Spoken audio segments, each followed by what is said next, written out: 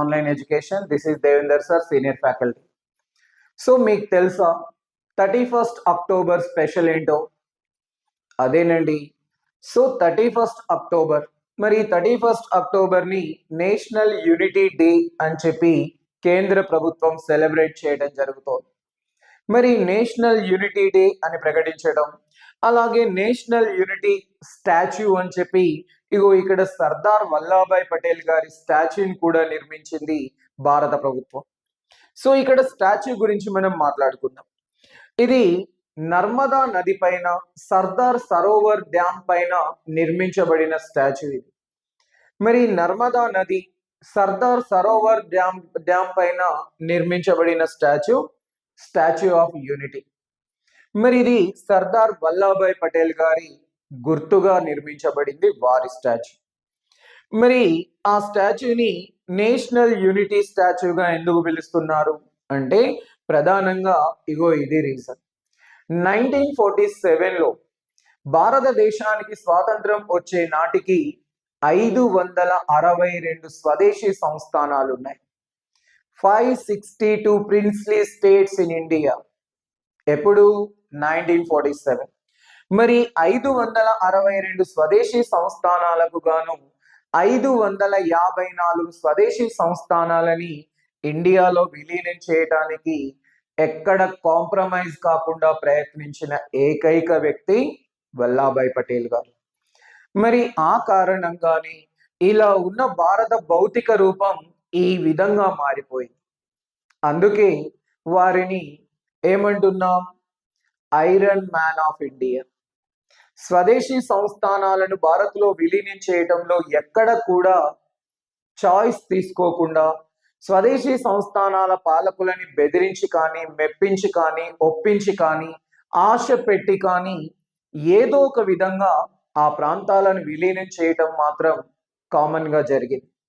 అందుకే సో ఇక్కడ వారిని ఐరన్ మ్యాన్ ఆఫ్ ఇండియా అంటారు. అంటే తను అనుకున్నది అనుకున్నట్టుగా పూర్తి చేశారు కాబట్టి. అలాగే ఇండియన్ బిస్మర్క్ అని కూడా అంటారు.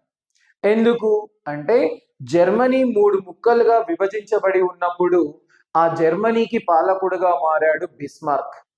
మరి ఆయన జర్మనీని ఏకీకరణ చేసిన వ్యక్తి. ఆ విధంగా మరి భారత్ కూడా 562 స్వదేశీ సంస్థానాలుగా విభజించబడి ఉన్న భారత్ని సో యునైటెడ్ ఇండియాగా మార్చిన వ్యక్తి వల్లభాయ్ పటేల్ గారు. కాబట్టి వీరిని ఇండియన్ బిస్మర్క్ అని కూడా పిలుస్తారండి. ఓకే, ఇక వీరు భారత ఉప ప్రధానిగా సర్వీస్ అందించిన మొదటి వ్యక్తి, భారత హోంమంత్రిగా చాలా సాహసోపేతంగా పనిచేసిన ధైర్యవంతుడు. ఓకే, అందుకే వారి జన్మదినాన్ని పురస్కరించుకొని మనం నేషనల్ యూనిటీ డేను సెలబ్రేట్ చేయడం జరుగుతోంది భారత ప్రభుత్వం. ఇక అదే రోజు మరో ఇన్సిడెంట్ కూడా జరిగింది. ఏంటది? ఇందిరా గాంధీ గారిని షూట్ చేసి చంపేశారు. ఇందిరా గాంధీ గారి పర్సనల్ సెక్యూరిటీ ఆఫీసరే వారి పైన అటాక్ చేసి ఆవిడని అంతమొందించారు. దీనికి ప్రధానమైన కారణం ఏంటి అంటే ఆపరేషన్ బ్లూ స్టార్. 1984లో పంజాబ్ రాష్ట్రంలో పంజాబ్ని స్వతంత్ర దేశంగా మార్చండి అని కోరుతూ ఖలిస్తాన్ ఉద్యమం జరిగింది.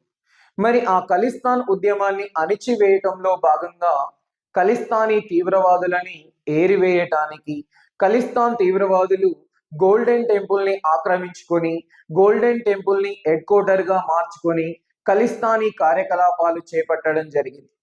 ఈ నేపథ్యంలో గోల్డెన్ టెంపుల్ ని ఆక్రమించుకున్న ఆ ఖలిస్తానీ తీవ్రవాదులను అంతం చేయడానికి భారత ప్రభుత్వం చేపట్టిన సైనిక చర్య ఆపరేషన్ బ్లూ స్టార్.